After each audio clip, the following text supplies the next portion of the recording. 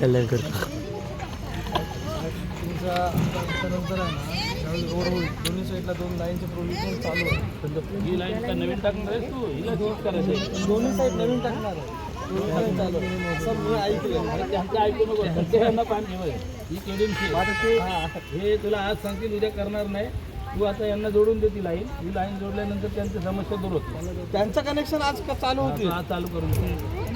तुला तुम्ही शिफ्ट नाही केलं ना ती रस्त्याच्या मध्ये गेली ना उद्या समजा बघा रस्ता लावून दे ना तू. हे तुटलं ते तुटलं काय नाही. मला बोला रिटर्न पाणी मारा. आपल्याला पाईपलाईनच भेटत नाही तर मी कुठे जोडू मला सांगा. आता तू जिथे जिथे आहे ना तिथे तिथे मारू टाका तसं. मग कोणाचं कनेक्शन नंतर त्यांना बिल काय त्याला जबाबदार कोण परत ते पण आहे ना. अरे तू जोडून दे बघेल बिल दादा बघ ना बिल बघितल्याशिवाय नको नाही. तुम्हाला काय बिल बघायचं माझे ते फुटी मारून टाकली डायरेक्ट. पाणी व्यवस्थित तू आता प्लंबर असणार आहे. तू काय जी जी लाईन खराब झाली असेल ना जोडून दे.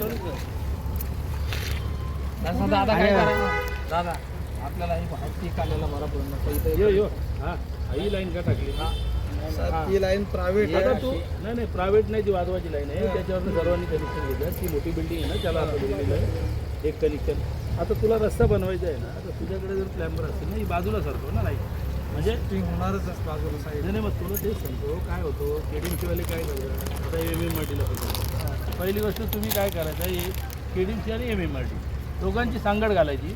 त्यांना बोलवायची तुमची लाईन कुठे आहे ते विचारायचा. मग ते तुम्हाला परफेक्ट सांगतील ना कारण तुम्हाला माहीत नाही ना तुम्ही फसताना. सगळ्यांवर बोलणं सर्व झालेलं आहे. आता ते काय म्हणतात त्यांचं काम आहे म्हणजे एक दुसऱ्यावर ढकलायच्यापेक्षा त्यांनाही बोलवायचं म्हणजे तुम्हाला त्या लाईन